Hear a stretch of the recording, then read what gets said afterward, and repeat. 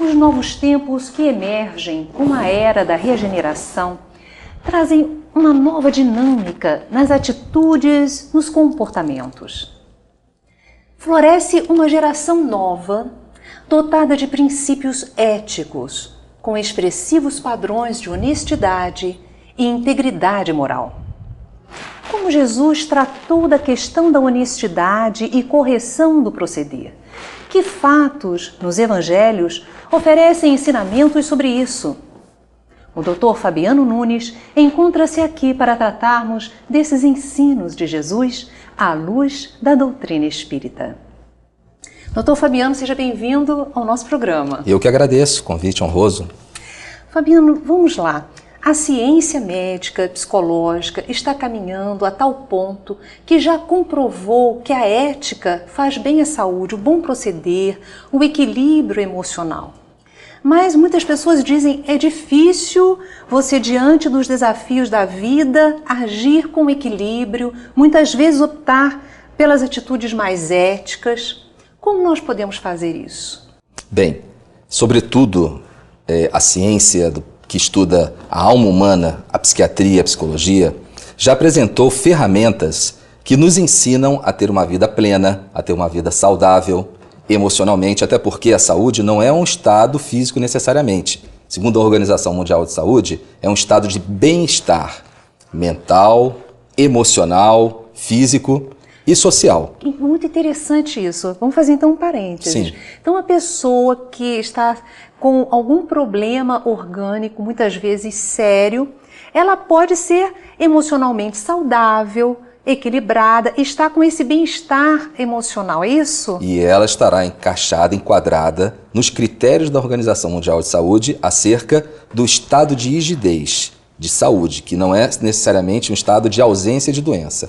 Olha, mas observe, esse dado é importantíssimo, gente, né? Para a nossa vida é muito bom. Agora observe, o gerenciamento das emoções não são uma novidade, né?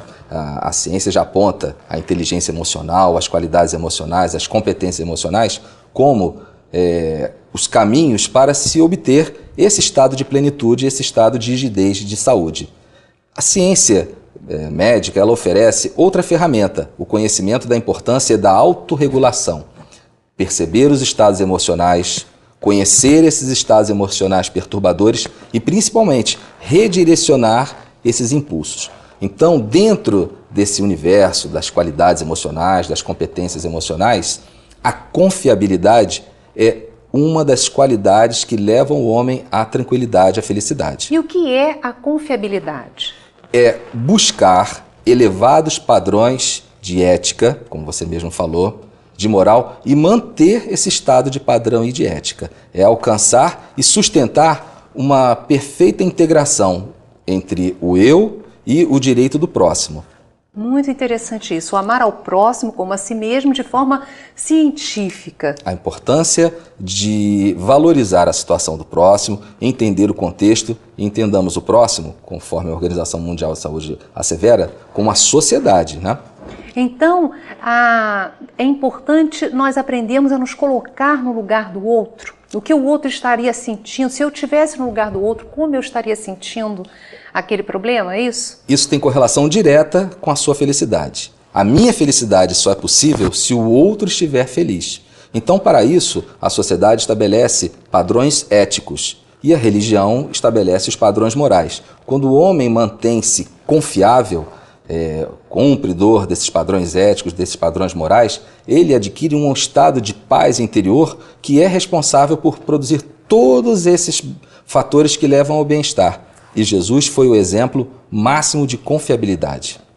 A pedra de toque da inteligência emocional é o autoconhecimento, porque se conhecendo, você vai aprender a detectar os seus padrões de comportamento e assim melhorá-los.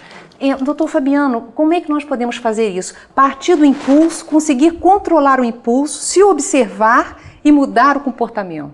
Bem, vamos buscar em Jesus o exemplo a ser seguido. Na resposta da pergunta 625 de O Livro dos Espíritos, os benfeitores colocam que Jesus é o tipo da perfeição moral a que a humanidade pode aspirar. Então Jesus apresenta um padrão de confiabilidade que todas as pessoas podem atingir. E é por isso que ele viveu entre nós, para apresentar um padrão alcançável. Para o povo hebreu, à época de Jesus, não havia nada pior do que pagar os impostos. Para nós também não é algo agradável, mas é a nossa obrigação. Mas imagine o seguinte, o povo hebreu era e é um povo altamente orgulhoso da sua história. Vinha de uma tradição de reis poderosos. Samuel, Saul, Davi, Salomão.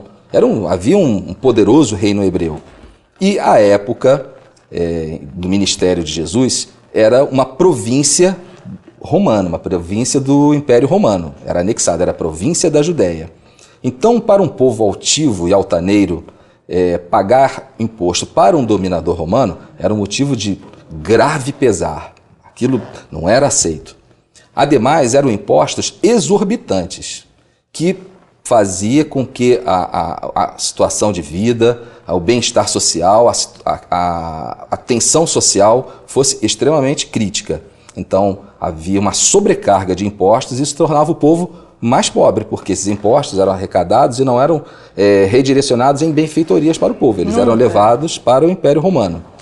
E, sobretudo, pagar o imposto era contrária à lei da época, a lei mosaica, que ordenava o pagamento do imposto a Deus, era o dízimo, mas não ao imperador, não a um anexador, não a um dominador romano. Então havia várias questões em relação aos impostos, questões de sobrecarga de arrecadação, a questão de estar subjugado por um dominador político e militar e a questão religiosa. Então pagar impostos era altamente grave, crítico, e várias rebeliões e sedições, insurreições aconteceram com a intervenção militar de Roma por causa da questão do imposto. Pois muito bem, as autoridades que exploravam a fé do povo e que Jesus não confrontava a autoridade, mas confrontava aquela ação de explorar a fé do povo, temiam muito as palavras de Jesus, que eram palavras libertadoras, que tiravam foco da materialidade da religião, que por algumas vezes acaba deixando a pessoa presa a conceitos financeiros, monetários equivocados, e levava para o verdadeiro fulcro do problema, da questão religiosa, que é amar a Deus e amar ao próximo. Então, as autoridades da época, o Conselho dos Anciãos, que era a Corte Suprema Judaica, os fariseus, que era uma classe judaica da época, que tinha mais de 6.000 em Jerusalém, que eram separados, distinguidos, se julgavam os mais puros, os maiores conhecedores da lei, e impunham regras que eram interpretação ao pé da letra das leis do Torá, mas na verdade era uma adaptação aos seus interesses próprios. Eles foram ter com Jesus e colocar Jesus justamente em xeque-mate. E propõem a Jesus: Mestre, sabemos que és veraz, que és verdadeiro, e ensinas segundo a verdade, sem levar em conta quem é a pessoa, o status, a hierarquia. É justo, é lícito, é correto pagar o tributo? Devemos ou não pagar esse tributo?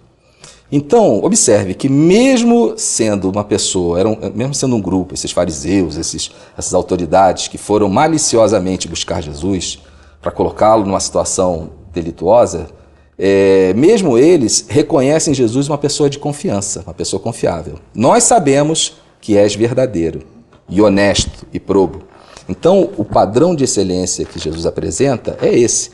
Mesmo aqueles que se colocam como seu adversário, mesmo aqueles que se colocam como seus opositores, reconhecem a confiabilidade e a honestidade. E o mais interessante disso tudo é que é do nosso próprio interesse sermos pessoas confiáveis. Quando nós faltamos com a ética, nós desestruturamos os nossos padrões mentais e acabamos desestruturando o nosso próprio corpo físico.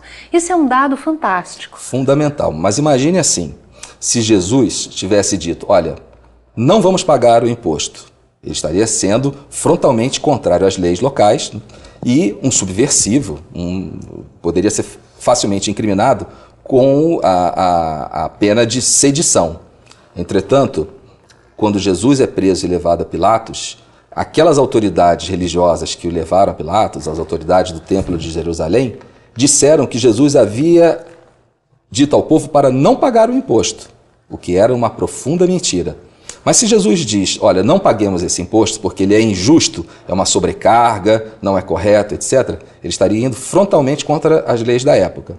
Por outro lado, se Jesus diz assim, vamos pagar os impostos, haveria um total confronto com as leis mosaicas, com as leis estabelecidas.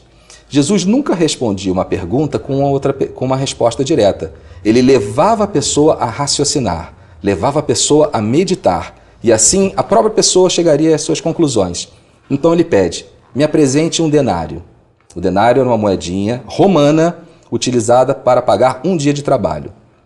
E ele aponta uma imagem e pergunta, de quem são esta imagem, essa esfinge? De César. Então, dai a César o que é de César, e a Deus o que é de Deus. Aquela moeda era romana, as pessoas queriam usar a moeda romana. Então observe que havia um comprometimento pessoal, eles queriam usar a moeda romana, poderiam não usar, mas acima de tudo, a confiabilidade de Jesus em um alto padrão faz com que ele nos determine. Devemos pagar nossos impostos, cumprir as regras, sermos fiéis observadores das leis, mesmo que elas pareçam ser injustas. E Jesus foi obediente até a morte, e morte por crucificação.